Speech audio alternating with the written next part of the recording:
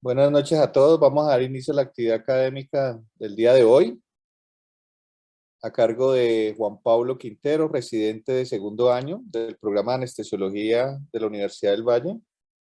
Vamos a hablar de consideraciones perioperatorias para colgajes libres de cabeza y cuello.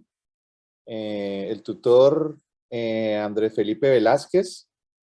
Eh, Nos acompaña también el servicio de cirugía plástica que muy amablemente nos está acompañando en la revisión del día de hoy. Entonces, empecemos, Juan Pablo, la revisión.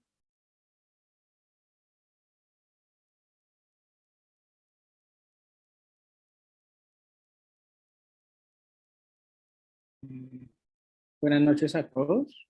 Mi nombre es Juan Pablo Quintero.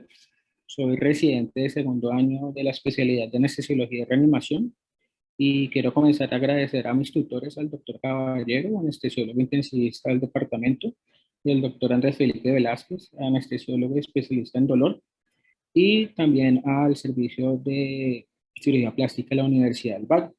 Me gustaría confirmar de que se está escuchando bien, doctor Caballero, y se está viendo la pantalla antes de continuar. Se escucha y se ve bien, Juan Pablo. ¿Listo? Entonces, eh, vamos a pasar. Esta es nuestra hoja de ruta. Vamos a hablar primero de unas generalidades y por qué es importante tener en cuenta este tema. Vamos a hablar de cosas muy puntuales en la valoración preoperatoria. El gran grosso de la presentación va a estar dado desde la parte de las consideraciones en el intraoperatorio, los puntos que estamos viendo ahí, abordaje de la vía aérea y tener un claro plan de extubación.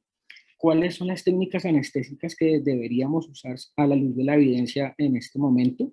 ¿Qué monitoría? Y vamos a hacer un repaso desde la fisiología con el objetivo de tener muy claro cómo funciona este tipo de dispositivos y qué es el tipo de información que nos está dando y cómo se relaciona clínicamente para poder tomar decisiones minuto a minuto durante un acto anestésico.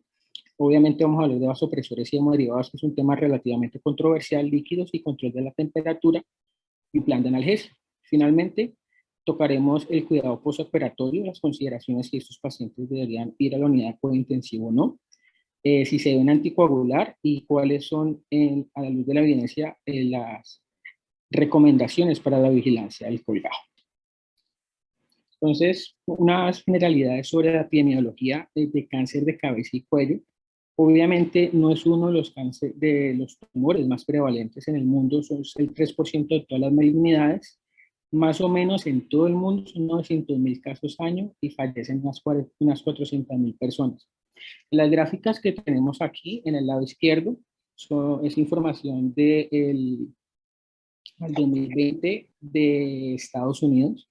Los casos nuevos entre hombres y mujeres, primero que todo los casos nuevos en mujeres, de los 10 cánceres que más afectan al género femenino, no aparece cabeza y cuello, y en los hombres está de octavo, cánceres de cabeza, perdón, de faringe y cavidad oral. Y dentro de las muertes vemos que no aparece dentro de las primeras 10 causas. Pero, ¿por qué es importante? Por los factores de riesgo. Estos son tabaquismo, alcohol y virus, cosa que es bastante frecuente en nuestra población. Y de los virus papiloma humano, sobre todo para orofaringe y Epstein-Barr para nasofaringe. Entonces vamos a ver qué es un colgajo. Realmente esto no es algo nuevo. Desde el 600 antes de Cristo, como podemos ver acá en la imagen, esta persona, Sushruta Samhita, describió y pues hizo este tipo de dibujos donde mostraba que era un colgajo. Técnicamente es una unidad de tejido que se va a transferir de un sitio donante a un sitio receptor, conservando su suplencia vascular. Entonces, esto realmente no es algo nuevo. Lo que es muy interesante es su evolución y actualmente cuáles son las consideraciones para poder hacer ese tipo de cirugías y qué beneficios trae. Entonces, la evolución de los colgajos, comenzamos más o menos desde las guerras francesas, los colgajos de rotación y avance, que son los dibujos que están viendo en la parte superior. Luego llegó la Primera y Segunda Guerra Mundial, donde pasamos al colgado pediculado y los de patrón axial. Luego los colgados de perforantes que se usan sobre todo en cirugías de mama y en ese momento los colgajos libres. En los dibujos que estamos viendo acá en la parte inferior, por ejemplo, está mostrando cómo es la suplencia vascular. Entonces, ¿cuáles son los tipos de colgajos que hay? Esta tabla realmente el objetivo es que no existe un solo tipo, realmente son muchos dependiendo del tipo de reconstrucción que queramos hacer. Entonces, desde el punto de vista anestésico, quiero sensibilizar al auditorio que es una técnica quirúrgica que es bastante frecuente, que se hace sobre todo en grupos que son especializados con muy buenos resultados, tanto para los colgajos como para el paciente. Entonces, vamos a ver las recomendaciones en este momento. Esto es tomado de las guías del Reino Unido al 2016, que cuáles son las recomendaciones para colgajos microvasculares en reconstrucción de cánceres de cabeza y cuello. Vamos a ver que son 5 puntualmente. Entonces, ¿en quién se recomienda? En defectos de cabeza y cuello que requieran tejidos de transferencia. Se recomienda también en reconstrucción circunferencial de faringoesofágica.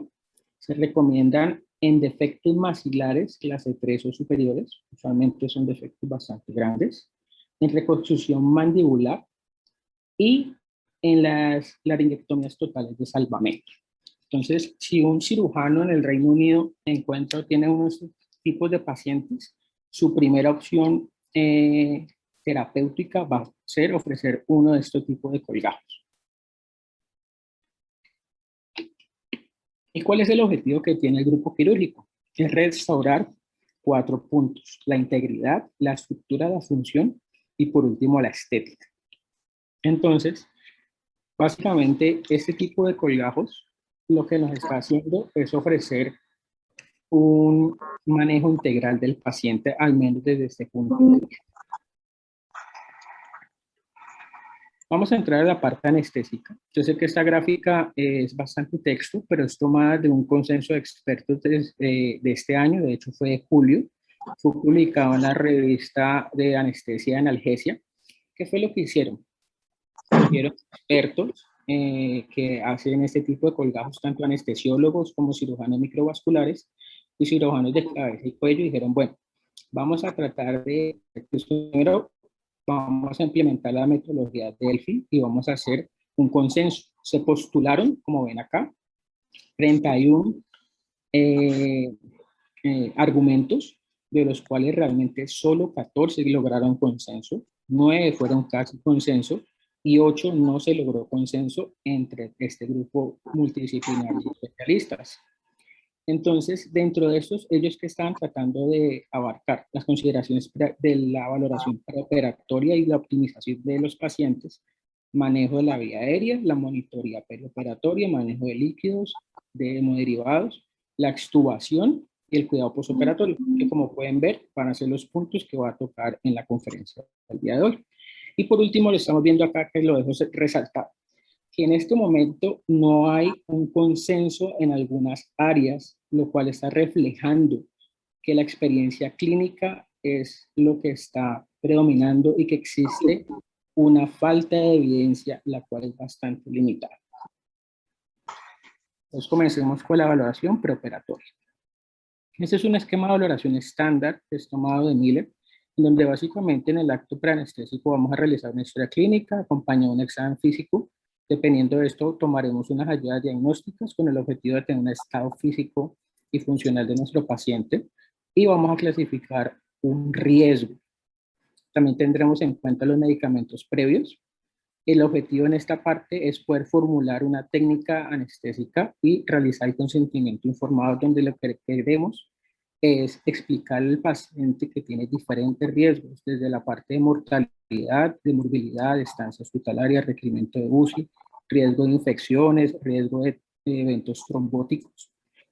Luego llevaremos a cabo el acto anestésico quirúrgico, definiremos unos cuidados anestéticos y en el mundo ideal estos pacientes irán a su casa. Dentro de la historia clínica, ¿cuáles son los objetivos grandes que tenemos que tener? Como ya lo había mencionado, obviamente, vamos a detectar problemas. Como ya había mencionado, estos pacientes usualmente consumen licor y cigarrillo, por lo cual tenemos que ver la parte de consumo de tóxicos. El tabaquismo va a tener una repercusión cardiovascular y en la parte pulmonar, sobre todo trastornos obstructivos. Preguntaremos antecedentes anestésicos, quirúrgicos y familiares. Y otro punto que es muy importante y que usualmente estamos pasando por alto es el estado nutricional. Usualmente cuando pensamos en estado nutricional nos limitamos a tener un índice de masa corporal y si mucho tener una albúmina. Pero realmente nos vamos a dar cuenta que este grupo poblacional de pacientes van a tener trastornos de disfagia, ya sea por dolor o por un efecto obstructivo de los tumores que tienen a nivel de cabeza y cuello. Van a llevar a pérdida de masa muscular, lo cual los van a considerar pacientes frágiles. Este punto es muy importante pensando en la viabilidad del colgajo y en la parte de morbilidad perioperatoria.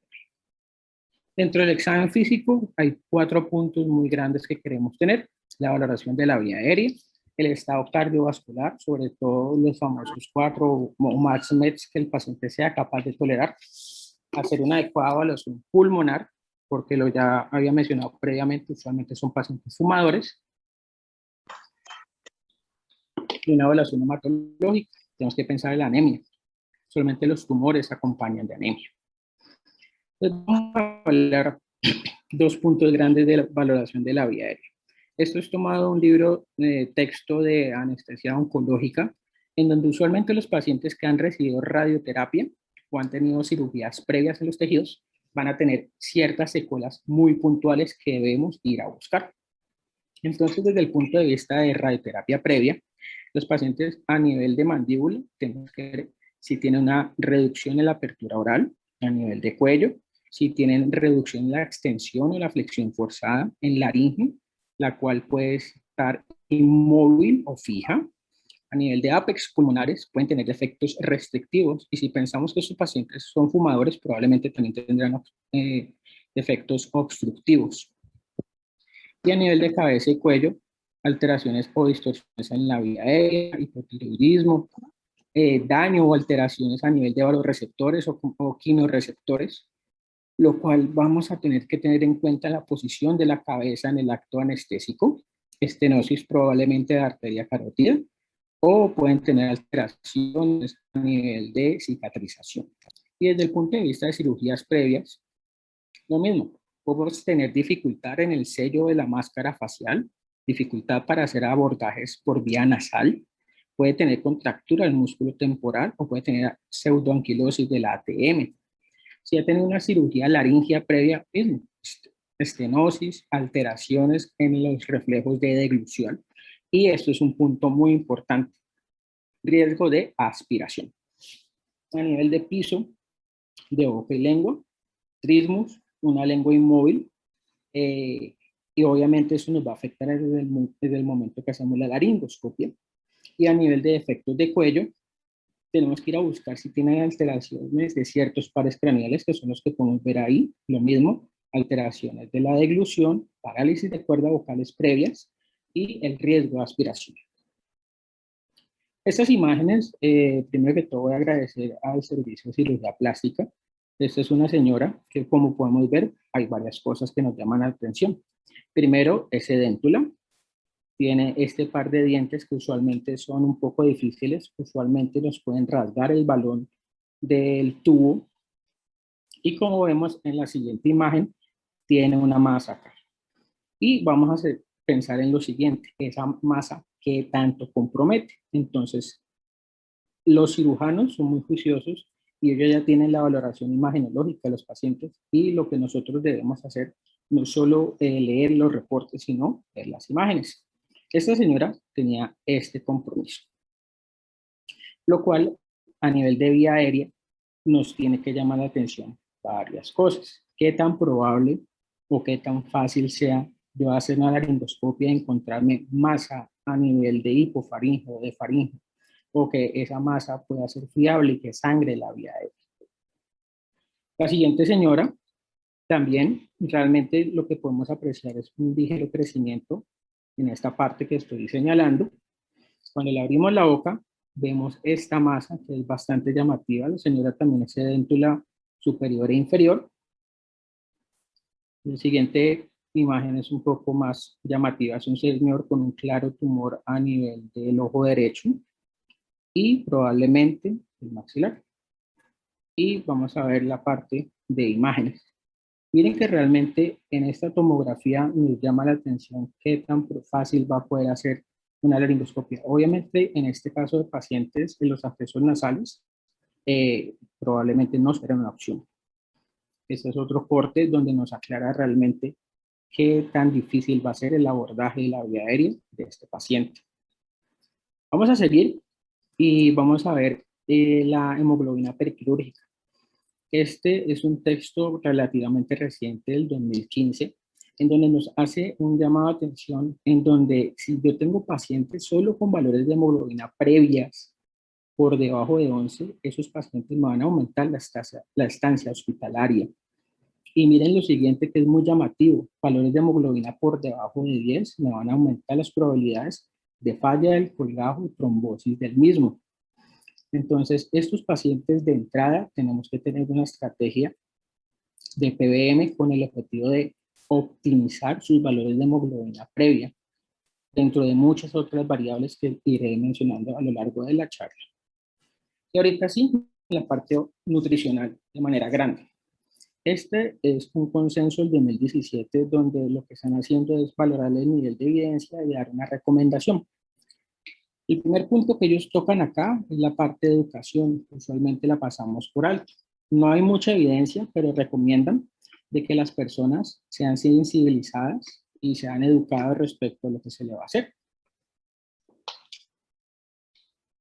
El siguiente punto es, tiene mucha evidencia y es una recomendación fuerte de que todos los pacientes sean valorados formalmente por el servicio de nutrición con un foco, un especial cuidado en la disfagia y un síndrome que usualmente se nos pasa, que es el síndrome de realimentación. Esto, si se acuerdan, sucedió sobre todo en la Segunda Guerra Mundial, donde básicamente los prisioneros de guerra que tenían ayunos prolongados cuando fueron alimentados, tenían trastornos hidroelectrolíticos puntualmente del potasio y luego fallecían básicamente porque se les estaba dando nutrición. El segundo punto es que se recomienda realmente una fórmula polimérica estándar con el objetivo de poder cumplir las kilocalorías que estos pacientes usualmente requieren. Desde el punto de vista de anestesia, la idea es evitar el ayuno prolongado y se recomienda, como las guías de la ASA, que a esos pacientes se les puede permitir hasta 2 horas previas tomar líquidos claros ricos en carbohidratos. Y el punto final es que si los pacientes tienen un tracto gastrointestinal indemne, la vía de elección para nutrición siempre será la vía oral sobre las vías, por ejemplo, una TPN. Recomendaciones preoperatorias, esto fue el consenso que les mencioné previamente, en donde básicamente hacen lo mismo, pero eso es una manera un poco más genérica. Se deben hacer valoraciones nutricionales y hacer intervenciones, ya que esto va a mejorar los resultados en este tipo de población. Se debe recomendar puntualmente la cesación de tabaco mínimo 3 semanas, no solo por la parte pulmonar, sino el riesgo de microtrombosis de los colgajos.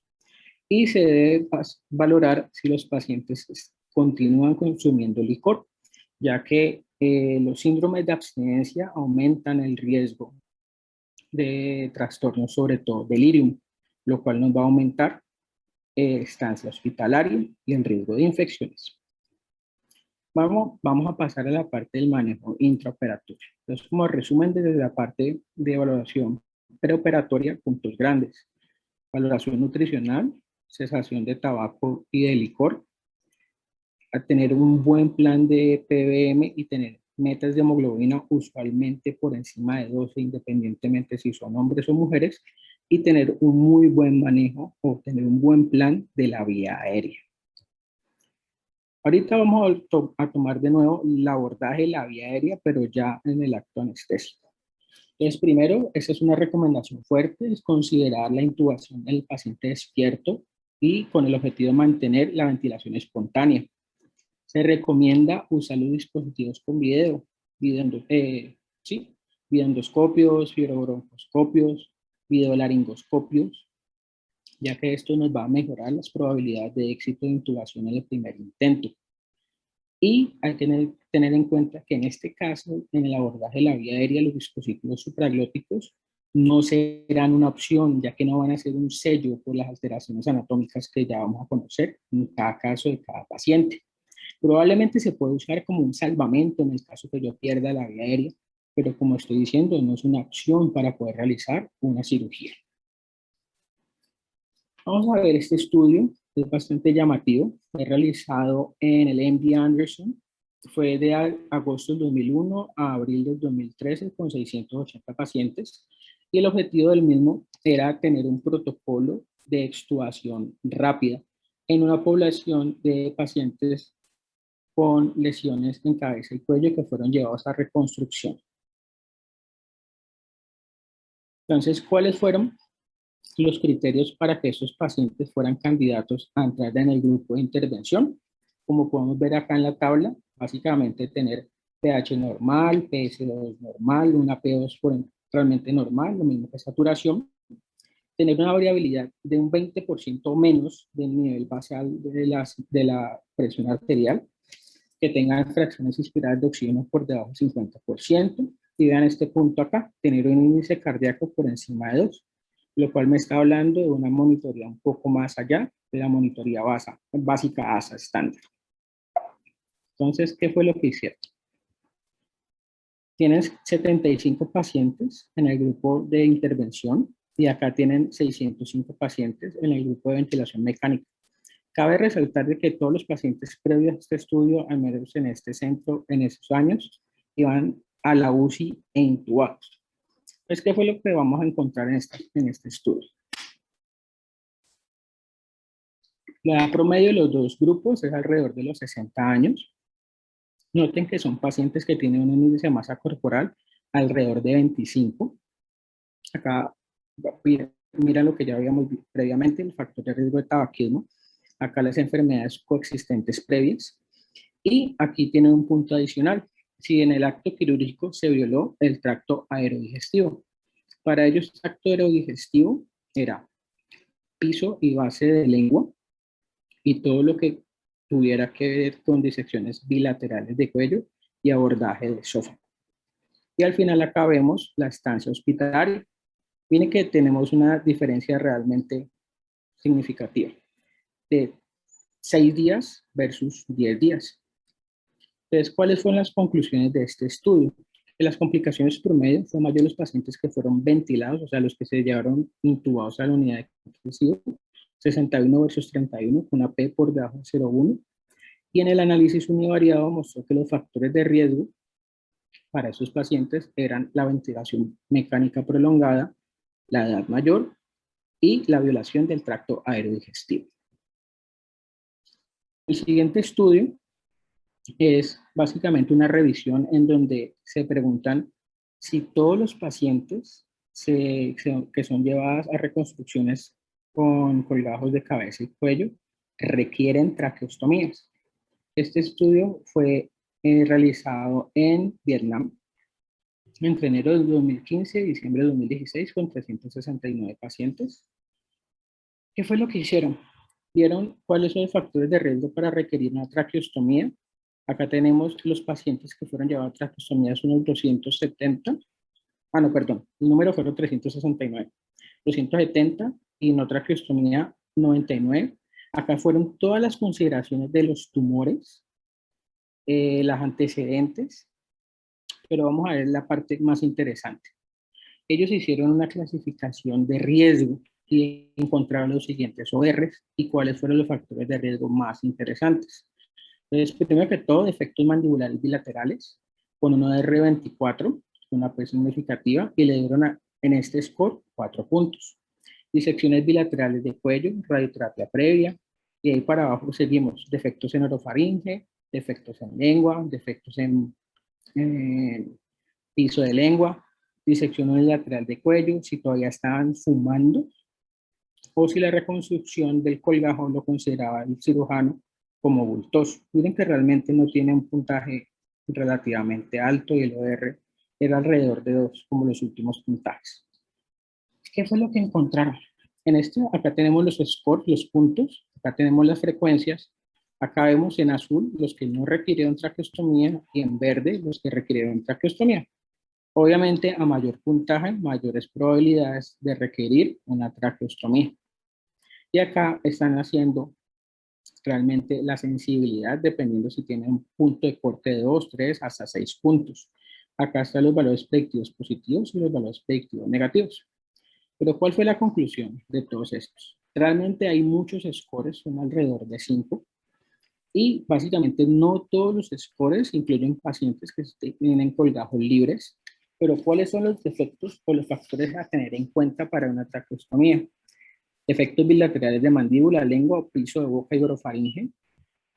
Obviamente, si tiene una disección bilateral de cuello versus una unilateral, el antecedente de radioterapia y tabaquismo y las características del colgajo. No es para que estemos haciendo ese tipo de score, sino para pensar de entrada desde la planeación de quirúrgica No. que estos pacientes probablemente van a requerir una traqueostomía. Vamos a entrar a la parte de la técnica anestésica. En este momento las recomendaciones es que se favorece una técnica balanceada con el uso de sevoflurano por 3 puntos. Existe una protección del endotelio a nivel del fenómeno de infuria de isquemia y reperfusión, pero estos estudios son una extrapolación del fenómeno que se ve a nivel cardíaco en los fenómenos de isquemia y reperfusión. Otro punto que se ha encontrado con el sevoflurano es que promueve las células progenitoras a nivel del endotelio y que el coeficiente de filtración capilar es menor en comparación al propofol. ¿Esto qué significa? Para esto tenemos que recordar el glicocálix, que nos va a cambiar un poco o nos va a complementar las teorías clásicas de Starling. Previamente nosotros teníamos el concepto de que teníamos una célula endotelial, el lumen, y tenemos un intersticio, y que existe un gradiente tanto hidrostático como oncótico, que todos ya recordamos.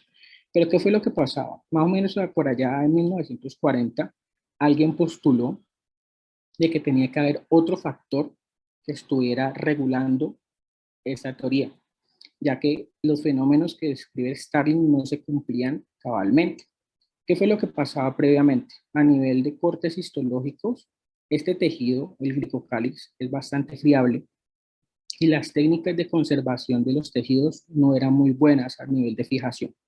Alrededor de 1970 se mejoraron las técnicas y encontraron lo siguiente, que tiene una capa de unas glicoproteínas y unos proteoglicanos que usualmente van a tener unas cargas negativas. Y esto me va a cambiar un poco la parte de hemostasia y la parte de inmunomodulación. ¿Qué es lo que pasó? Que cuando este glicocálix entra en contacto con el plasma a nivel fisiológico se vuelve activo y nos va a cambiar los coeficientes de partición, sobre todo los de la albúmina. Entonces, lo que encontramos a nivel con el sevoflurano es que es un factor protector a nivel del glicocálix o que va a favorecer su recuperación. Y vamos a recordar que esos tejidos, cuando estamos, bueno, el cirujano está haciendo la anastomosis, son tejidos que están denervados, pero que su teoría miogénica todavía se persiste cuando se hace la anastomosis. Vamos a ver otro estudio, que esto fue entre enero del 2012 y octubre del 2013, con 156 pacientes, esto fue en China, pero lo que ellos están tratando de ver son las diferencias entre técnica activa versus técnica inhalada, o sea, una balanceada, pero cuáles eran cómo realmente era mortalidad hospitalaria, complicaciones a nivel quirúrgico, complicaciones médicas. Y las complicaciones médicas, ellos la dividieron en 3, cardiovasculares, cerebrovasculares o pulmonares. Miren que ellos no están valorando desenlaces a nivel del colgajo, sino desenlaces a nivel del paciente. ¿Cuál fue la población? La edad promedio, mire que son pacientes relativamente jóvenes, 52 años, con índice de masa corporal de 23. Acá estamos viendo la clasificación de ASA, lo mismo el factor de riesgo de tabaquismo, si el paciente tenía una cirugía previa o si tenía radioterapia previa, y las enfermedades más frecuentes, hipertensión y diabetes. ¿Qué fue lo que encontraron? Tenemos el grupo de TIVA con 69 pacientes y el grupo de inhalado con 83 pacientes. ¿Y cuáles son las variables más interesantes para ver? La media de PVC en los dos grupos con una significancia estadística de 7 versus 8.5.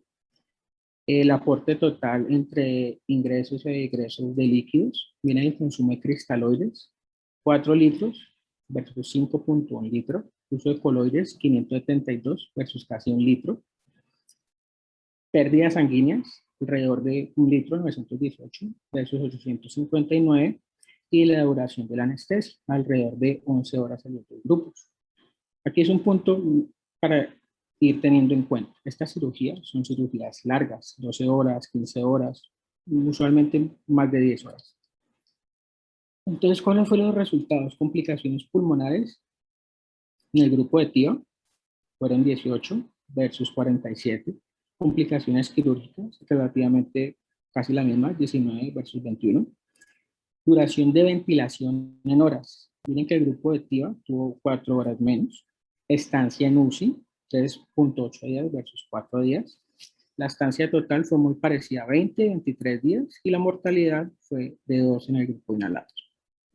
Las conclusiones de este estudio es que los desenlaces medidos fueron complicaciones y a nivel del paciente, no del colgajo. TIVA presenta menos complicaciones pulmonares, ningún grupo presentó complicaciones cerebrocardiopulmonares y que TIVA requirió un poquito menos de cristaloides, coloides y tuvo un menor balance de líquidos entre administrados y eliminados.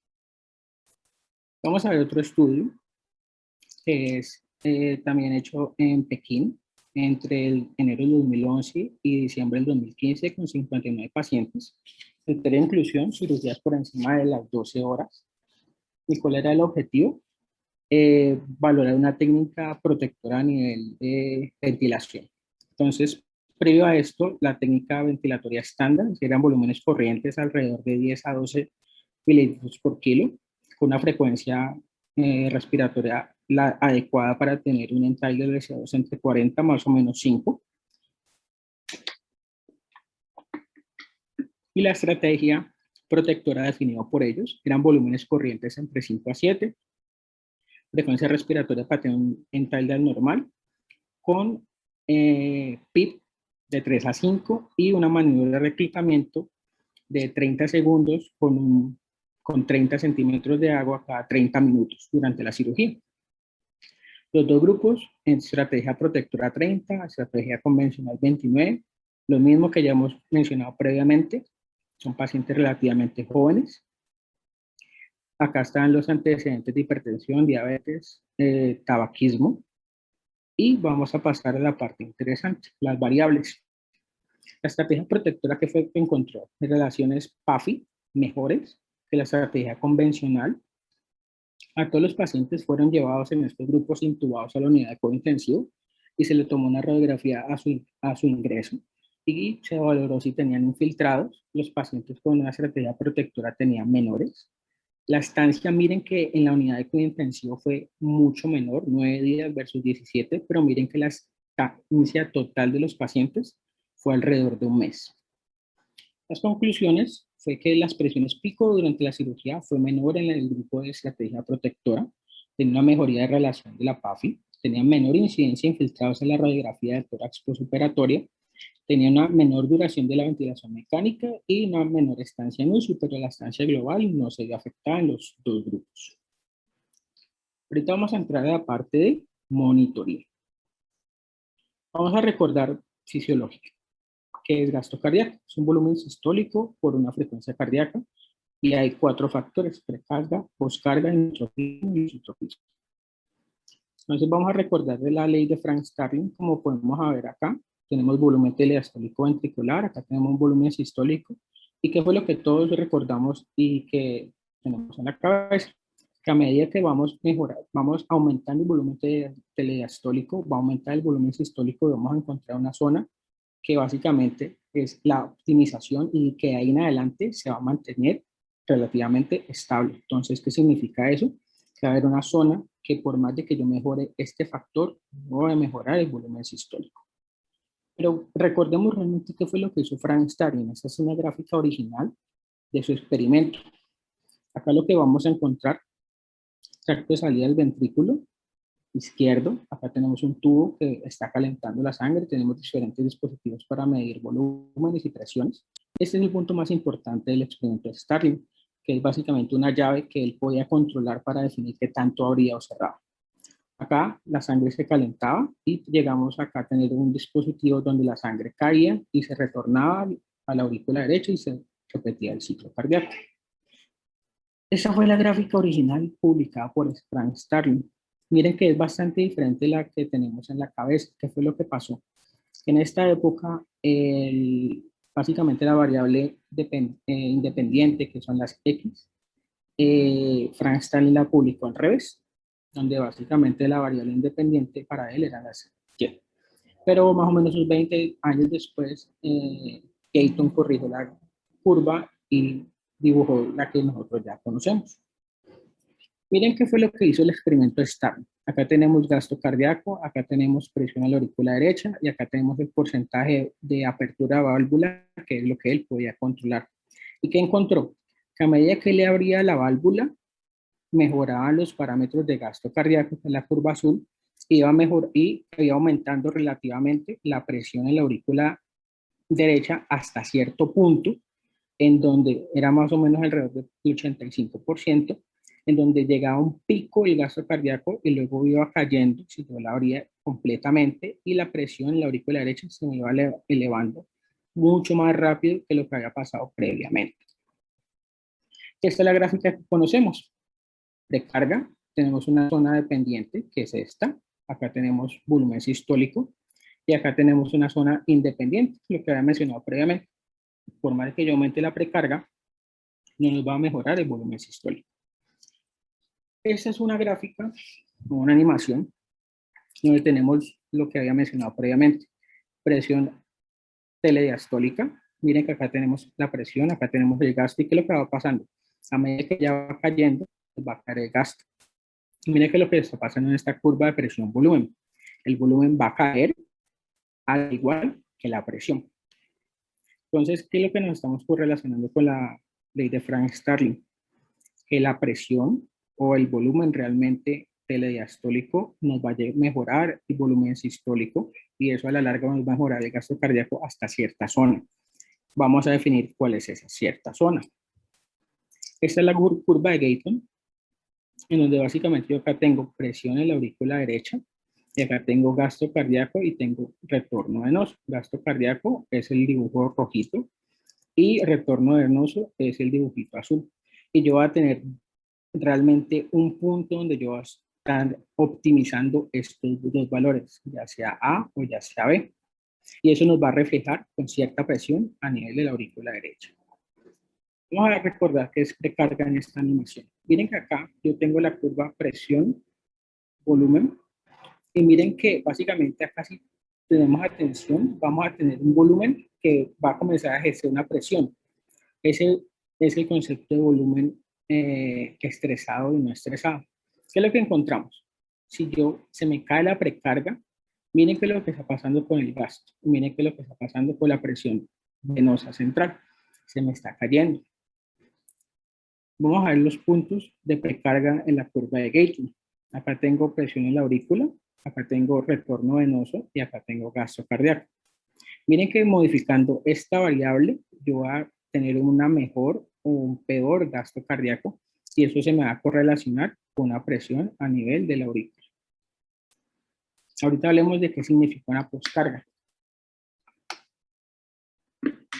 Yo tengo una fibra que básicamente la tengo fija y le coloco una carga. Luego a esa carga la soporto y ya no van a haber movimientos de esta fibra, pero a esta fibra le voy a colocar una carga adicional. a esta carga adicional es el concepto de poscarga. Y realmente, si yo cojo, estimulo esta fibra y lo que hago es medir el porcentaje de acortamiento de la misma, lo que estoy viendo es capaz de medir la poscarga. Cuando estamos hablando de poscarga, tenemos que recordar el concepto de la ley de Laplace, que significa que tensión es igual a la presión por el radio sobre 2 veces el grosor parietal. Vamos a explicar esto en la misma gráfica. Miren que en esta yo no estoy cambiando el volumen sistólico, pero miren que lo que está pasando.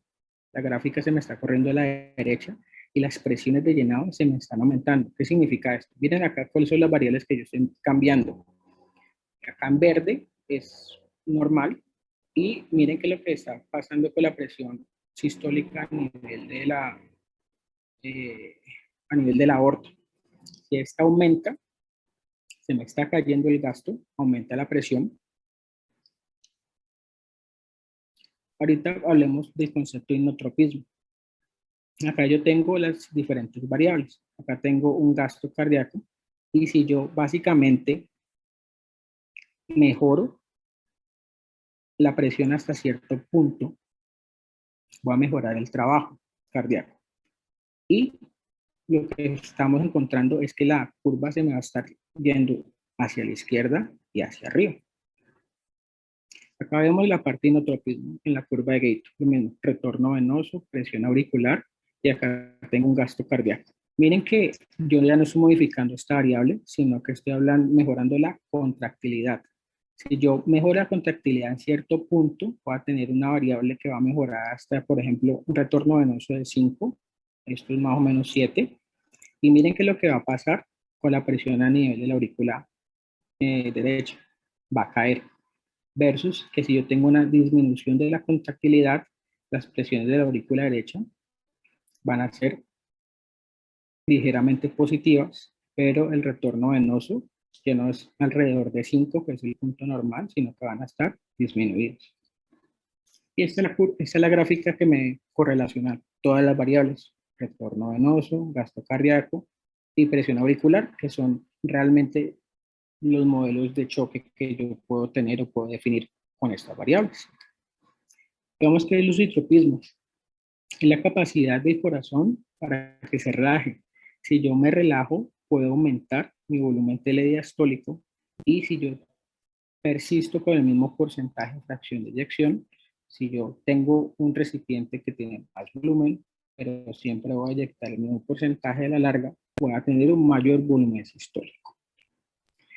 Todo esto para llegar a lo siguiente, que yo tengo una precarga, tengo una contractilidad, que esto me va a dar un acortamiento de las fibras del miocardio.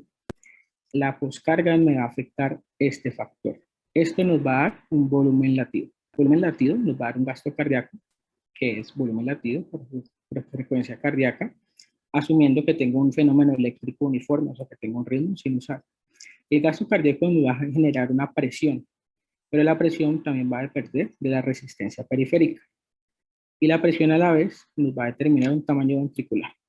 Todo esto para tener en cuenta lo que vamos a repasar de monitoreo. Pero todo esto es importante, pero el punto final de la parte del repaso cardiovascular es la entrega de oxígeno. La entrega de oxígeno es esta fórmula que todos recordamos y que va a depender del gasto cardíaco, de la hemoglobina y la oxigenación. Y vamos a ver cuál es el consumo, porque es el punto más interesante. Acá tenemos una gráfica en donde tenemos consumo de oxígeno, acá tenemos aporte de oxígeno, acá tenemos lactato. Lactato es rojo y acá tenemos la tasa de extracción de oxígeno que está en azul. Miren que lo que pasa cuando estoy disminuyendo el aporte hasta cierto punto, yo voy a mantener la misma tasa de extracción de oxígeno, pero ya no voy a poder sostener eso para mantener el consumo a nivel celular. En ese momento es cuando la tasa de extracción de oxígeno se me va a caer y es cuando el lactato se me va a comenzar a elevar. Eso es importante para recordar la interpretación del lactato. Ahorita vamos a ver la medición de la variabilidad de la presión de pulso y la variabilidad del volumen sistólico. ¿Qué es esto? Acá yo arriba tengo presión arterial, acá ya tengo presión de vías respiratorias, eso es un paciente que está intubado, ventilado a un volumen corriente de 8 y que su cavidad torácica no está abierta. Es que la variabilidad de la presión, voy a tener una presión dependiendo del ciclo, ya sea inspiración o expiración. Voy a tener una presión mínima, voy a tener una presión máxima y voy a tener una diferencia. Eso se llama el delta. El delta es lo mismo, pero cuando estamos en la expiración. Este es para recordarles. Y básicamente, ¿qué es lo que significa los cambios respiratorios en la presión sistólica? Esto nos va a ayudar para encontrar los pacientes que pueden ser respondedores a volumen, y esa es la variabilidad de la presión de pulso, que es la presión de pulso máxima por la menos la mínima, perdón, dividido la presión de pulso máxima más la presión de pulso mínima dividido 2, y esto por 100. Y el delta PP me va a predecir el efecto de expansión del volumen en un 13%. Tiene esta sensibilidad y esta especificidad que son relativamente buenas. Entre más alto, mayor el aumento del índice cardíaco. Mejora el rendimiento para la respuesta a volumen. Y es útil la monitoría para efectos hemodinámicos en los que el paciente tiene PIP. Y ahorita recordemos que la variabilidad del volumen sistólico. El volumen sistólico realmente es el área bajo la curva de esta parte. Y lo mismo se aplica en el fenómeno de expiración e inspiración. En este estudio lo que les quiero mostrar es que yo tengo acá la variabilidad de la presión de pulso, y acá tengo la variabilidad del volumen sistólico, y acá tengo los incrementos del índice cardíaco. Miren que básicamente las dos curvas son iguales, lo cual significa que las dos variables son adecuadas para hacer monitoría. Y este punto es importante correlacionar todo lo que les estoy diciendo con la curva Frank-Starling. Vean en la parte izquierda que yo tengo volumen de fin de diástole, acá tengo volumen sistólico, acá tengo la variabilidad del volumen sistólico, y acá tengo en porcentaje, y acá tengo volumen sistólico. Esto es una imagen en espejo. ¿Qué significa? Vámonos del punto A, en la parte izquierda. Tengo un volumen de fin de diástole alrededor de 170, con un volumen sistólico de 65. Eso se me correlaciona con una variabilidad del volumen sistólico alrededor de 36. ¿Qué es lo que pasa si yo mejoro el volumen de fin de diástole de más o menos de 170 al punto B, que es un poquito más de 220, digamos 230? Miren que el volumen sistólico me mejora del 65 a casi 100. ¿Y qué es lo que vamos a encontrar con el porcentaje de la variabilidad del volumen sistólico? Nos va a pasar de casi 36 alrededor de 12. Entonces, ¿qué es lo que nos está diciendo esta monitoría? Que la variabilidad del volumen sistólico o la variabilidad de la presión de pulso se me va a correlacionar con el volumen de fin de diástole y la mejoría del volumen sistólico. La mejoría del volumen sistólico con una frecuencia cardíaca estable nos va a mejorar el gasto cardíaco. Ahorita hablamos de los dispositivos de monitoreo rápidamente. Estas son las variables hemodinámicas, los valores normales, básicamente para recordarles. Cuando les estoy hablando de índice cardíaco, es gasto cardíaco sobre superficie área corporal, los valores normales es de 2,5 a 4. Volumen sistólico es gasto cardíaco sobre frecuencia cardíaca, valores normales de 60 a 100. Y el índice sistólico es el índice cardíaco sobre la frecuencia cardíaca, valores normales de 33 a 47. ¿Cuáles son los métodos para valorar el gasto cardíaco? Pueden ser invasivos, mínimamente invasivos, o no invasivos, como estamos acá. Y vamos a hablar de los más usados. El principio de Fick básicamente nos habla de que el flujo sanguíneo de un órgano se puede calcular con una sustancia marcadora, más la cantidad de más ciertos datos que yo tengo que conocer. La cantidad de la sustancia marcadora absorbida por el órgano en unidad de tiempo, la concentración de la sustancia marcadora en la sangre que irriga el órgano y la concentración de la sustancia marcadora en la sangre venosa que sale del órgano. Y esta es la fórmula para tenerlo en cuenta. Vamos a hablar de los dispositivos que usan la termodilución. La ecuación de Stowart-Hamilton, lo más importante que nos tenemos que acordar, esto es delta de temperatura y esto es tiempo, que básicamente lo que me está definiendo el gasto cardíaco es el área bajo la curva, y eso es lo que nos está calculando el dispositivo. Hablemos de termodilución transpulmonar cortamente, sistema PICO. Lo que hace es una termodilución transpulmonar Él hace análisis de contorno de pulso y tiene ciertas limitaciones, líquidos fríos, bajo gasto y los shunts cardíacos. Veamos acá que básicamente las curvas y las áreas bajo la curva van a ser diferentes dependiendo del gasto cardíaco del paciente. Y él va a tener en cuenta el tiempo de tránsito promedio desde que se aplica el marcador, en este caso es líquido frío, hasta que el sensor lo detecta. Esta curva es la comparación del catéter de arteria pulmonar, que obviamente es un dispositivo que no necesita pasar a nivel transpulmonar versus la tremodilución transpulmonar. Los dos son igual de buenos, pero nos van a dar diferente información cada uno. Para este tipo de cirugías, bueno, un método de monitoría se les voy a resumir más adelante, pero no necesita ser tan invasivo como un catéter de arteria pulmonar. Acá tenemos la imagen de cómo funciona esto. Yo estoy dando una sustancia marcadora, que en este caso son líquidos fríos. Lo estoy administrando por un sistema y luego por acá lo estoy midiendo. Y él me va a calcular una calibración específica del paciente, frecuencia cardíaca, una función, que es el área bajo la curva, la compliance aórtica y la curva, la forma de la curva, perdón. Otro dispositivo que es relativamente nuevo y bastante bueno es la plataforma Atmosphere de Edwards con el dispositivo VolumeView. Esto me permite evaluar el estado volumétrico, gasto cardíaco y parámetros hemodinámicos y la posición en la curva de Frank-Starling. Básicamente los parámetros hemodinámicos que yo puedo encontrar son gasto cardíaco calibrado, volumen sistólico, la resistencia, resistencia vascular sistémica, perdón, y la variabilidad de volumen sistólico. Y los parámetros volumétricos es agua pulmonar extravascular, índice de permeabilidad vascular pulmonar, volumen diastólico final y fracción de eyección global. Esta es la plataforma.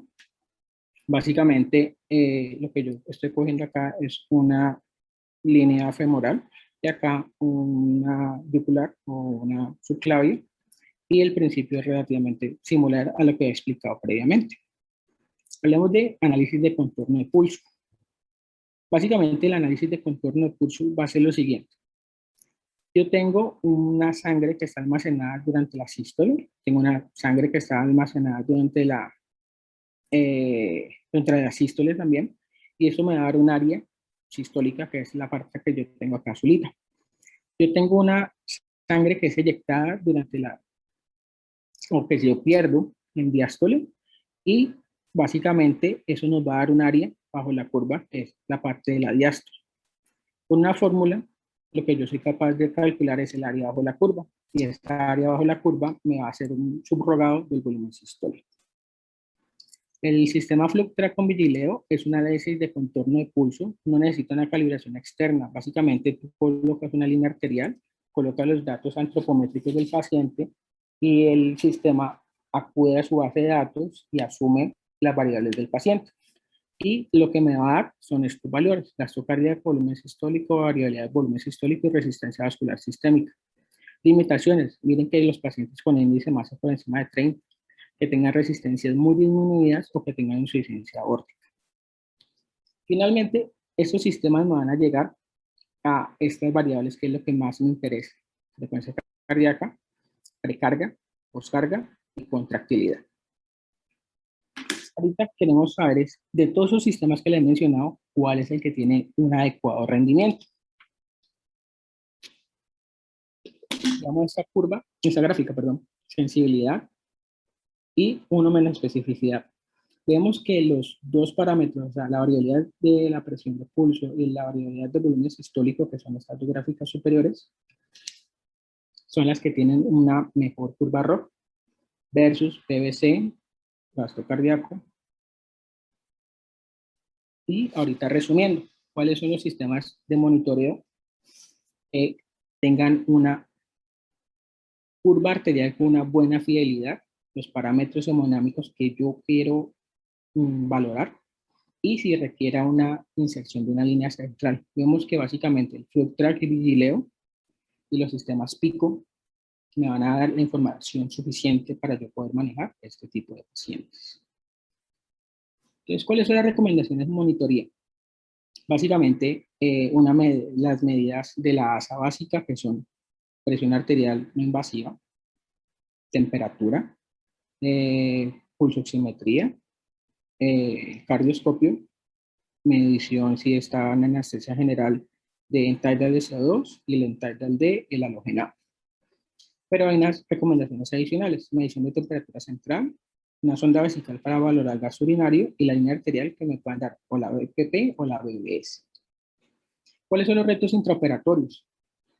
Básicamente hipotensión, lo que nos va a llevar a usar o no vasopresores, cuál es nuestra cantidad de líquidos y hemoderivados que vamos a necesitar y cuál es la temperatura óptima en este tipo de pacientes. Este es un estudio que básicamente tenía en cuenta la hipotensión intraoperatoria en los colgajos libres de cabeza y cuello. Fue un estudio entre el 2009 y el 2015, 445 pacientes, y fue una revisión de historia clínica. Básicamente medían complicaciones con la clasificación de Klagen-Dildo, que va de 1 a 5. 5 son los pacientes que fallecen, 1 son usualmente pacientes que tienen complicaciones que son menores, que se pueden resolver de manera no quirúrgica. Ejemplo, dolor, analgésicos, vómito, antieméticos. Grado 2 son complicaciones que requieren cirugías, que requieren medicamentos más allá de los de grado 1. Ejemplo, una transfusión sanguínea o una alimentación tipo TPN. Los grado 3 son los que son complicaciones que requieren cirugía, ya sea endoscópica o una intervención radiológica, y los subdividen en 3A y 3B, que son básicamente bajo anestesia general o no bajo anestesia general. Los grado 4 son complicaciones que amenazan la vida. 4A, una disfunción de solo un órgano. Ejemplo, paciente con falla renal aguda que requiera hemodiálisis, o una 4B, que son fallas multiorgánicas. En este estudio, acá están las variables, y nos vamos a ir rápidamente a la parte de complicaciones. Vean que solo 1% tuvo muerte, acá lo tenemos: mortalidad 30 días, mortalidad a 1 año del 8%, la mayoría no tuvieron complicaciones y seguida de complicaciones grado 3. Te recordamos, los grado 3 son los que requieren una intervención quirúrgica, con o sin anestesia general. El otro que nos da este estudio: miren, consume cristaloides por encima de 5 litros, un 38%. Por encima de 7 litros, estoy hablando durante la cirugía, un 9%. Entonces, ¿cuáles son los resultados grandes? En el análisis multivariado encontraron que la presión arterial media por debajo de 60 por más de 20 episodios me da un 1R de 1.22 con un intervalo de confianza de 1.11 a 1.35 con una P significativa. ¿Qué es lo que me está diciendo? Que la hipotensión prolongada no es bueno para el colgajo. Y acá, estos son los factores del lado derecho que me afectan de que el paciente requiera gran cantidad de líquidos, puntualmente cristaloides. ¿Cuáles fueron los dos más interesantes?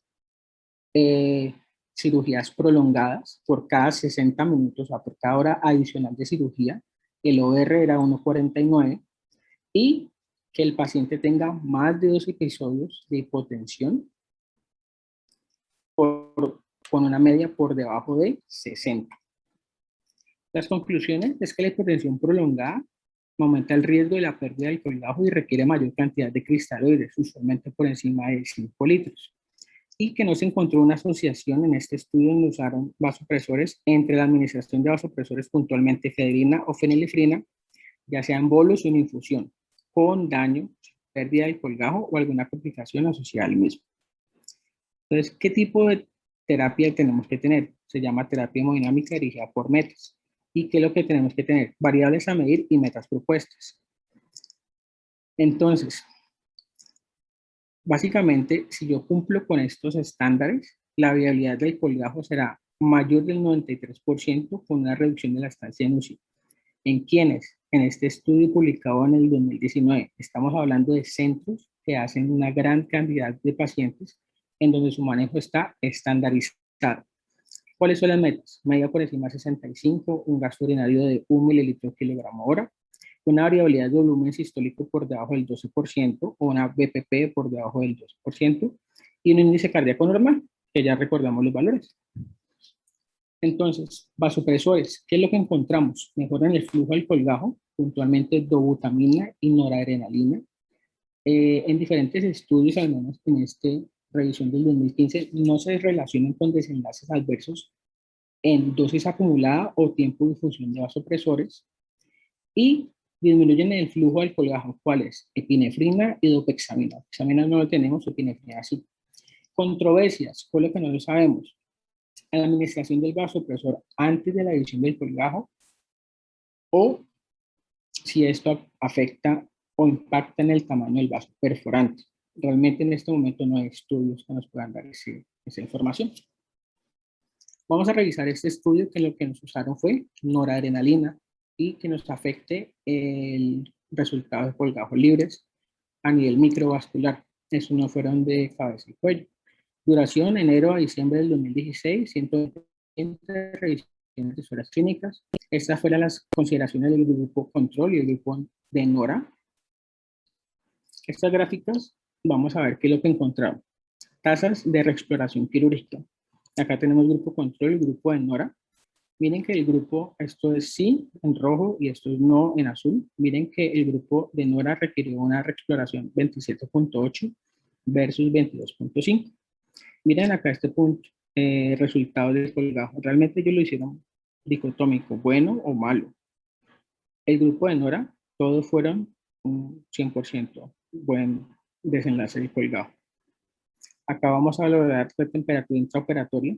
Miren que el grupo control tuvo una temperatura de 35 grados más o menos hasta 34.5. Y el grupo de NORA tuvo una variabilidad con el valor más bajo, alrededor de 33 grados, pero eso fue a las 10 horas de cirugía. Las valoraciones de la frecuencia cardíaca y de la sistólica intraoperatoria fueron muy similares entre los dos grupos. Y ahorita vamos a ver la comparación de duración de cirugía, fluidos y uso de hemoderivados, sangre puntualmente. Grupo control y grupo de NORA. Duración de cirugía, más o menos lo mismo, 10 horas. Uso de cristaloides, 5.7 versus 5.2 litros. Coloides, 636 versus 916. Plasma fresco, 300 versus el doble. Uso de glóbulos rojos, 534 versus 700. Y acá vemos la comparación entre valores de hemoglobina pre, hemoglobina post. Básicamente, en el grupo control vemos que son pacientes que tienen hemoglobina ligeramente mayor que en el grupo de NORA y que la hemoglobina post cae hasta 10, más o menos los dos grupos. Miren que esos pacientes no llegan anémicos y sí sangran. Urea preoperatoria alrededor de 21 a 24, no cambia mucho la urea postoperatoria, lo mismo que la creatinina. Los valores de sodio son similares tanto pre y post en los dos grupos y los mismos a nivel de potasio alrededor de 4. La conclusión de este estudio es que el uso de NORA no afecta la sobriedad de los colgajos libres, aunque la tasa de reexploraciones se incrementa de manera ligera. Cuando hablamos de manera ligera, 7.1 versus 9.2 con una pena significativa. El resultado final del colgajo no será afectado. Estas son las recomendaciones tomadas literal de dos estudios, el consenso de expertos del 2021 y las recomendaciones del 2015. Básicamente, los vasopresores pueden ser utilizados después de haber identificado y corregido otros factores que favorecen la hipotensión, como hipovolemia, profundidad anestésica, anemia y alteración de ciclo electrolíticas. En el punto de profundidad anestésica hay una recomendación, aunque no es muy fuerte, que se recomienda usar dispositivos, ejemplo, electroencefalografía procesada con el objetivo de saber el grado de profundidad anestésica con el fin de dar la anestesia suficiente para cada caso de cada paciente. Hablemos de la analgesia del área donante. Básicamente las técnicas regionales mejoran en el consumo de opioides, náusea y vómito y estancia hospitalaria. Esta es la recomendación. Transfusión durante la cirugía. Se recomienda tener una estrategia restrictiva, que la morbilidad básicamente va a depender de las transfusiones. Se ha encontrado que por encima de 3 unidades de glóbulos rojos va a aumentar el riesgo de microtrombosis. No importa si los glóbulos son leucorreducidos y son irradiados, este fenómeno se va a presentar y que se favorece la transfusión autóloga. Hablemos de hemodilución normovolémica. Este es un estudio de 113 pacientes. Este es el grupo de hemodilución normovolémica y esto es una hemodilución, más o menos 57 y 56 pacientes. El resumen es, puede disminuir el requerimiento transfusional sin aumentar las complicaciones posoperatorias. Acá vemos que mortalidad son similares en los dos grupos, pero acá veamos la parte a nivel del colgajo. Necrosis parcial, el grupo de dilución de anemia, bueno, dilución 0% versus el grupo de control 5.4%. Necrosis total, miren que en este grupo tuvo necrosis 8% versus 3.6%.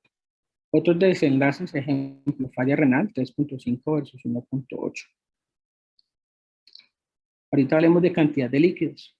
Las complicaciones y la estancia hospitalaria se encuentran cuando tienen por encima de 130 mililitros kilogramos día o 7 litros intraquirúrgicos. Miren que estamos hablando de día por un punto muy importante. Son cirugías largas, alrededor de 12 horas, pero con la administración total en la unidad de cuidados anestésicos o UCI o una unidad de cuidados especiales impacta en los desenlaces. Idealmente se recomiendan de 3.5 a 6 ml por kilogramo por hora en las primeras 24 horas. Y la recomendación, como les dije, afecta a las primeras 24 horas.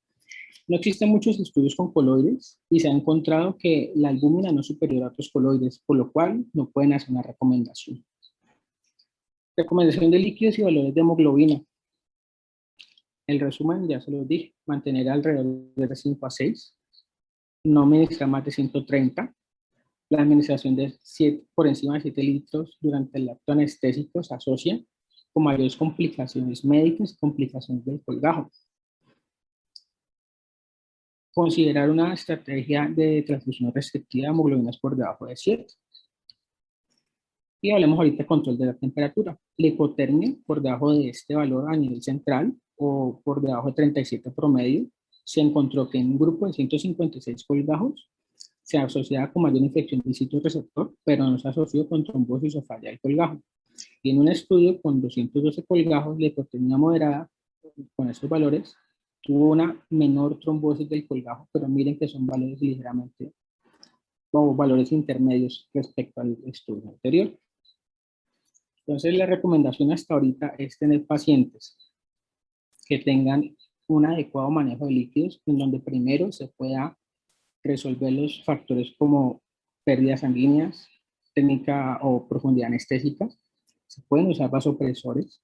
No se sabe realmente si impactan o en qué momento comenzarlos a usar.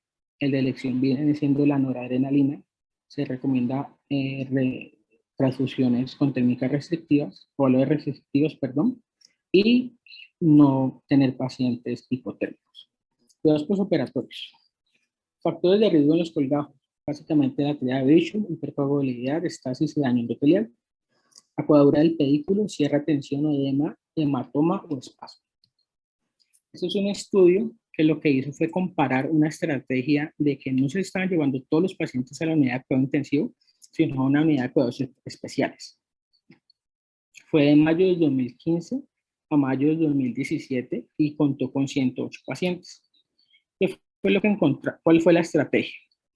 En este grupo, desde que el paciente sale del quirófano, esto es el día 0, se les va a hacer a nivel cada 2 horas, a nivel del colgajo, un pinprick con el objetivo de valorar sensibilidad. Obviamente luego los primeros 3 días cada 3 horas, desde el cuarto día cada 4 y luego cada 8 horas. Se va a hacer una llamada o se va a tener una vigilancia especial a saturaciones anormales o si tiene una alteración muy llamativa entre la ingesta y la eliminación de líquidos. A nivel de enfermería, ellos van a chequear cada hora signos vitales y van a hacer un Doppler a nivel del colgajo, luego cada 2 horas. Y otros cuidados rutinarios como traqueostomía, de sondas y de accesos vasculares. ¿Qué fue lo que encontraron? Básicamente es el grupo control. Ellos hablan del grupo de intervención como early y late, básicamente porque en el primer año reclutaron estos 36 pacientes y estaban, digamos, teniendo la curva de entrenamiento del personal. Y luego hablan de late cuando ya consideran que el personal está adecuadamente entrenado.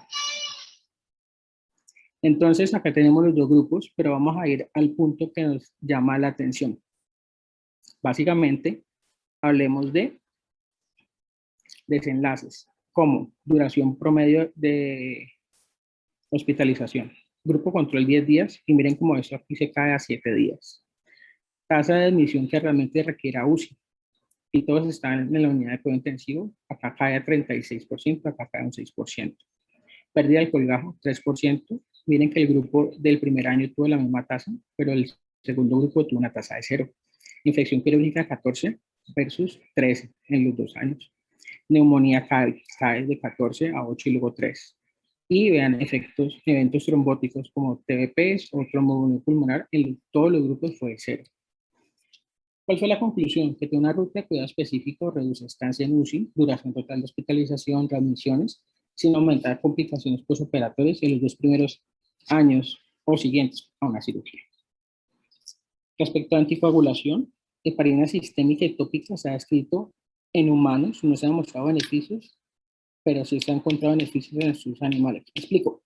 Heparina sistémica intraoperatoria no tiene efecto en complicaciones, trombosis o microvascular. O sea, dejar el colgajo en soluciones heparinizadas o parinizar el colgajo no tiene un fuerte desenlace a favor de evitar trombosis. Pero sí se ha encontrado que la heparina subcutánea postoperatoria disminuye la incidencia de trombosis microvascular, pero aumenta en un 7% el riesgo de hematoma a nivel del colgajo. Ciertos grupos recomiendan aspirina, 300 miligramos al final de la cirugía, seguido por 325 al día por 3 a 4 semanas. No hay un estudio fuerte, pero lo que hemos encontrado es que es una práctica habitual. En un estudio, en una encuesta de 2007, alrededor del 76% de los cirujanos lo realizan. La vigilancia del colgajo debe ser máxima las primeras 6 horas. Y el gol está en este momento la vigilancia clínica más llenado capilar. Doppler es capaz de detectar trombosis totales, más no parciales. Usualmente primero suceden parciales. Y la temperatura del colgajo y el pH del colgajo es otro de los factores a tener en cuenta. El método clínico por color, temperatura, turgencia y llenado capilar son las variables que tenemos que tener en cuenta. Existen otros métodos como los que están acá, pero no hay estudios con desenlaces fuertes. Finalmente, quiero hablar un poco sobre el trabajo en equipo. Esto fue una encuesta que se realizaron a cirujanos microvasculares en Estados Unidos. Se hicieron en el correo electrónico, se mandó una en mayo, la misma en junio del 2013, en una base de datos de 706 cirujanos, pero solo el 12% respondió a la encuesta. Miren las variables que les preguntaron. Primero, ¿cuál es el colgajo más frecuente que usted realiza? 88% extremidades, seguido por mama y luego por cabeza y cuello. Y les preguntaron a nivel de equipo si usted discute, o sea, el cirujano discute con el anestesiólogo el manejo intraoperatorio del caso. Usualmente la respuesta es que solo el 33% lo hace siempre. ¿Cuál es el tópico que usted discute más frecuentemente con su cirujano respecto al colgajo? Veamos que el manejo de líquidos les preocupa bastante, sobre todo también el uso de vasopresores, pero no les preocupa muchísimo la parte de presión arterial, lo cual he demostrado que es bastante deleterio para el colgajo. Y se les preguntan si creen que la anestesia tiene que ver con complicaciones del colgajo. Algunos responden que often 3% y algunas veces un 34%. Pero vean lo siguiente que también llama mucho la atención. ¿Cuál es su meta de hemoglobina para esos procedimientos? Tenemos que no tienen un valor para ellos en un 38%. Algunos dicen que por encima de 7, 12, por encima de 10, 11. Y como les he mostrado que desde una hemoglobina pre-cirugía por debajo de 10 es deleterio para los resultados del colgajo. ¿Cuáles son los métodos de medición de la temperatura? Muy variado. Pero miren lo siguiente, ¿cuál es su meta del estado del volumen del paciente? Miren que algunos consideran que debe tener un estado hipervolémico. Les he mostrado que la hipervolemia también es muy deleteria. Y les preguntan también si usted permite que en una situación no emergente puedan usar vasopresores. solo el 30% dice que sí. Y de los que dicen que sí, el vasopresor que más permiten usar es la dopamina, pero hasta ahorita les he mostrado que un muy buen vasopresor viene siendo la norepinefrina, que solo lo permiten un 26%. En conclusiones, es que la cirugía reconstructiva de cabeza y cuello tendrá como primera opción los colgajos microvasculares, que se necesita que esto sea un trabajo en equipo desde la parte de cirugía, anestesia, incluyendo la parte de valoración nutricional. La enfermería juega un papel muy importante. En la evaluación para anestésica, el estado nutricional y anemia son dos problemas fundamentales que se deben abordar de una manera puntual y específica. Se requiere un muy buen conocimiento de la fisiología cardiovascular y la integración de la monitoría, ya que impacta en la habilidad del colgajo. La hipotensión es un problema muy frecuente que se debe corregir de una manera temprana y que no solo es uso de vasopresores, sino de otras estrategias, y los cuales también se pueden usar los vasopresores. El cuidado postoperatorio del paciente del colgajo depende de todo el equipo. Las primeras 24 horas son cruciales y en los centros que se realizan este procedimiento de manera rutinaria, el éxito del colgajo microvascular es superior al 93% a los 2 años. Muchas gracias por la atención. En este código QR pueden encontrar los artículos de revisión.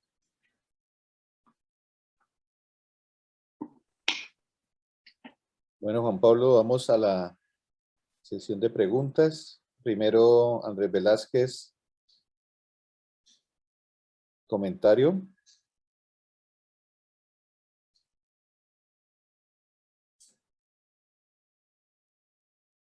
Ya puedes hablar, Andrés.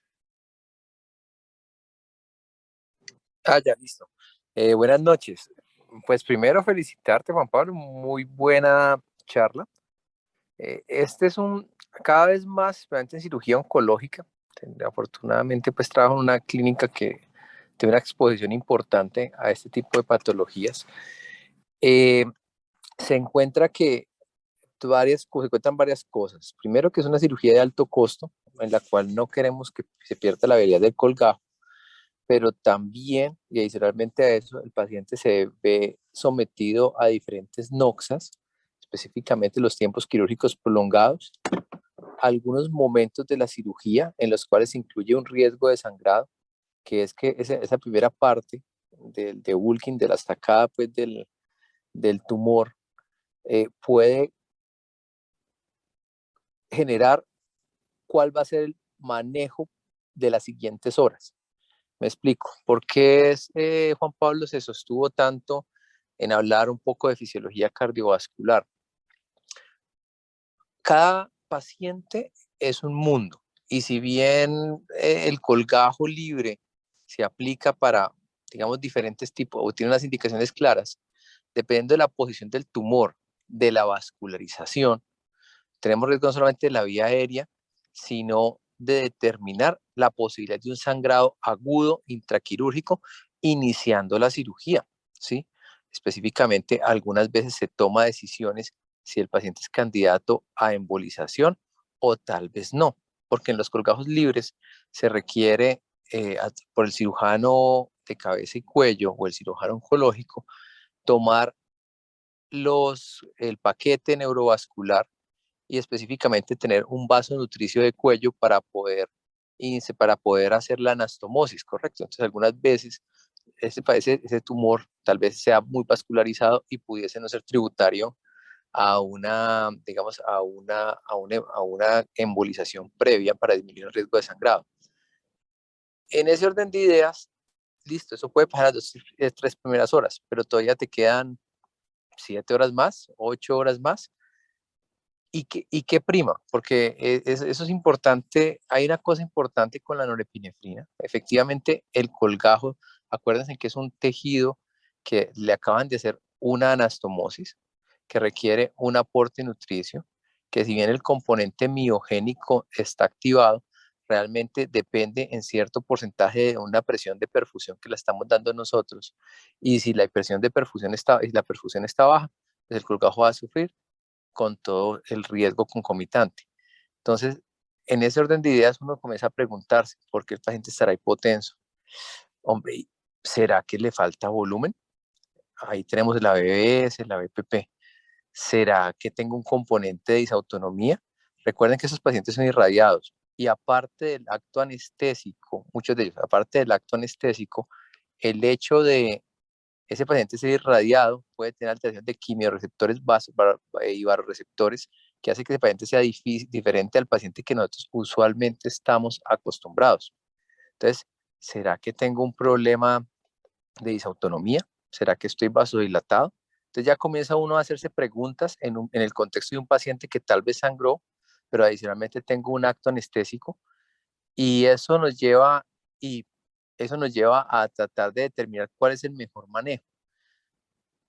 En las técnicas habituales, uno es manejar líquidos a ciegas, pero ya vimos en la charla que los volúmenes altos están asociados a alteración del glicocálix endotelial con el riesgo de pérdida del colgajo.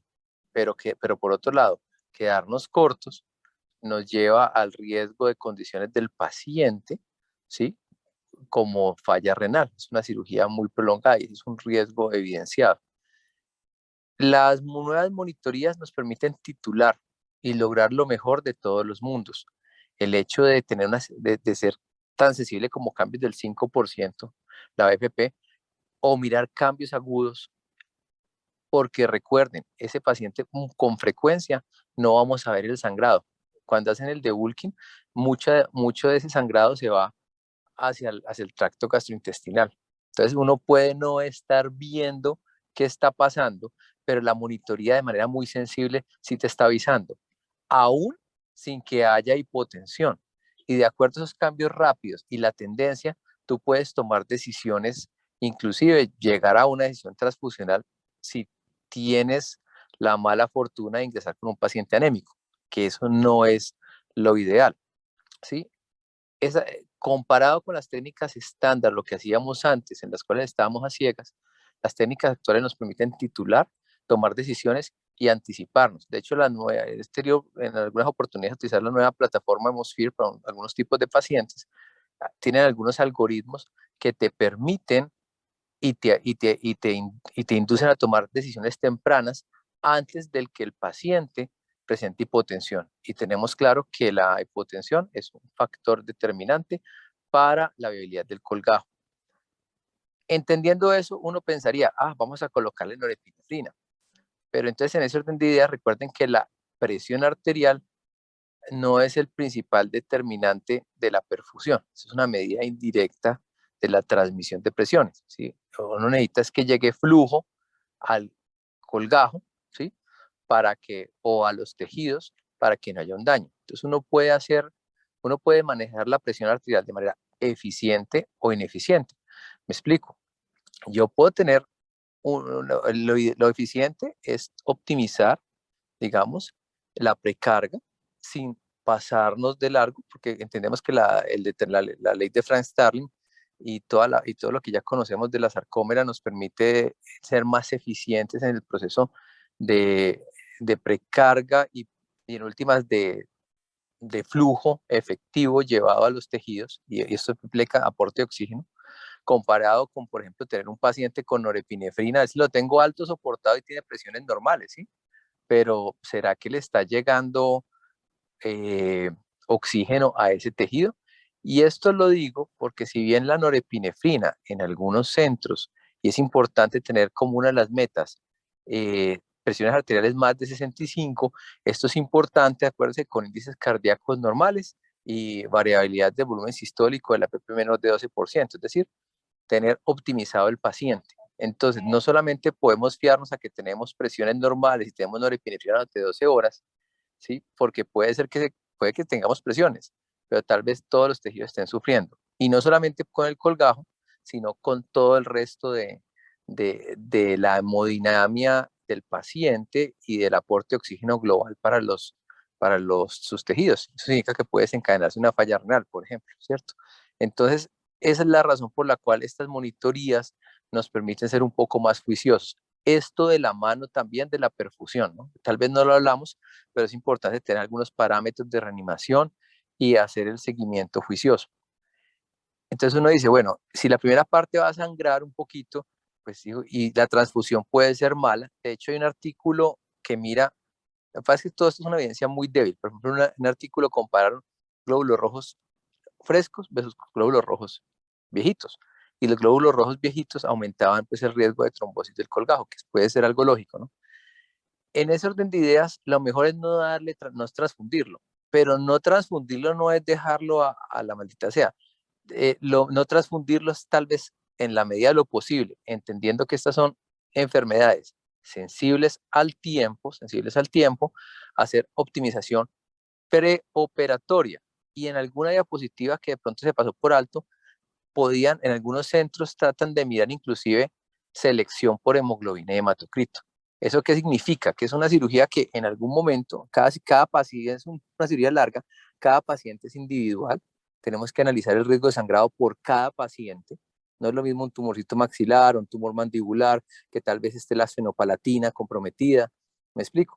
Entonces, y entendiendo a eso, siempre tratar de llevar a ese paciente antes de la cirugía a una hemoglobina y un hematocrito óptimo para disminuir ese riesgo transfusional. ¿Correcto? No es simplemente una estrategia restrictiva en un paciente que ya tengo una deuda previa importante. Entonces, en conclusión, debemos lograr mantener la perfusión del colgajo, pero a costa de un manejo juicioso de la hemodinamia y entendiendo todo el transoperatorio para llevar a un buen desenlace. Y esto definitivamente requiere trabajo en equipo porque, nuevamente, cada localización del tumor, cada tipo de tumor, cada historia oncológica previa hace que cada nueva cirugía tenga dentro de unas bases generales un contexto diferente. Pues más o menos esa es de nuevo, felicitaciones Juan Pablo. Se puede hablar de muchas más cosas digamos, dentro de esto. Y nuevamente, en cirugía oncológica, cada vez más importante que los grupos hablen entre sí y que haya, digamos, un manejo perioperatorio juicioso de todos los grupos para lograr mejores desenlaces, entendiendo que además para el sistema de salud estas cirugías son muy costosas y la pérdida no solamente de la vida, sino del colgajo, pues impacta directamente sobre nuestras condiciones pues sobre la parte económica de salud y obviamente sobre la calidad de vida del paciente, porque una dehiscencia de colgajo para ese paciente le va a generar mucho dolor, le va a generar muchos otros componentes y no es fácil hacer esa reconstrucción. Bueno, muchas gracias. Bueno, Andrés, gracias. Continuando en el mismo camino, definitivamente tenemos que en el hospital tener, yo creo que mejores monitoreos mínimamente invasivos, lo que dijiste. Para resumir, si bien es cierto no hay estudios pues concluyentes, ya sea por lo difícil que es controlar las variables de desenlace, sí es cierto que estos dispositivos de medición de la precarga dinámicos y de valoración de performance cardíaco como índice cardíaco y volumen sistólico, no tan invasivos como es el FlowTrack,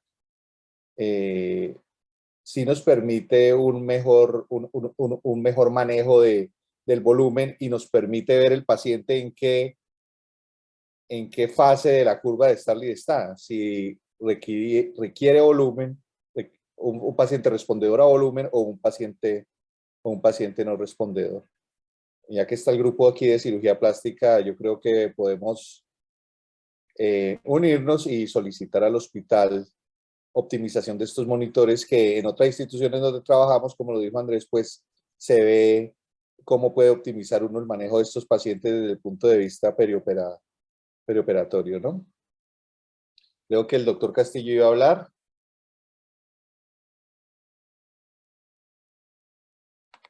Germán. Hola, buenas noches. Gracias, Fabricio. Felicitaciones, Juan Pablo, por la conferencia.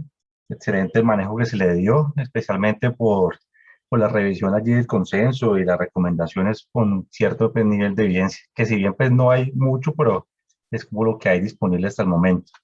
Le tenía una pregunta a Juan Pablo, era que si de pronto dentro de la revisión pudo encontrar algo de anestesia ahorradora de opioides en el contexto de estos pacientes oncológicos para pues, estas cirugías. Y, pues ojalá que no sean tan largas, pero pues si se llega a presentar, cabría allí usar esta técnica de anestesia libre o ahorradora de opioides, y si encontró algo sobre ese tema, gracias. Doctor Castillo, buenas noches. Realmente los estudios lo que encontré fue TIVA, era propofol remifentanilo versus técnicas balanceadas. La recomendación fue la que di respecto al Segurane por las propiedades que mencioné, pero no hablaban en ninguna respecto a ahorradora de opioides para los colgajos libres. Cuando uno lee, por ejemplo, para otros tipos de cirugía oncológica, pues está el debate si usar opioides y la recurrencia tumoral o desenlaces no favorables a nivel oncológico, pero no encontré una recomendación para la cirugía de microvascular de colgajos.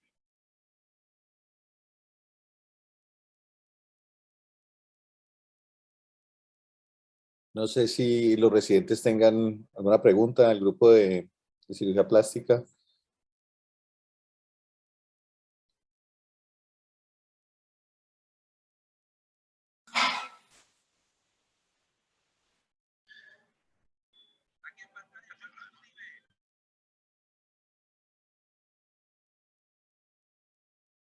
Creo que no hay más preguntas. Ya casi son las 9 de la noche. Yo creo que damos por terminada la sesión el día de hoy. El próximo jueves, no, yo creo que ya este es la última revisión de este año, de este diciembre. Creo que el próximo jueves vamos a tener una reunión del departamento, ya que después del 15 entramos a partición. Muchas gracias a todos por acompañarnos. Esperamos que el próximo año continuemos con las revisiones los días jueves en la noche de cuidado de anestesia y al mediodía de cuidado intensivo, y de pronto comencemos a tener nuevamente actividades presenciales. Yo creo que ya tenemos que volver al tema de la presencialidad en algunos puntos, aunque esta reunión que congrega mucha gente la mantendremos. Muchas gracias a todos y felicitar nuevamente a Juan Pablo por su presentación el día de hoy.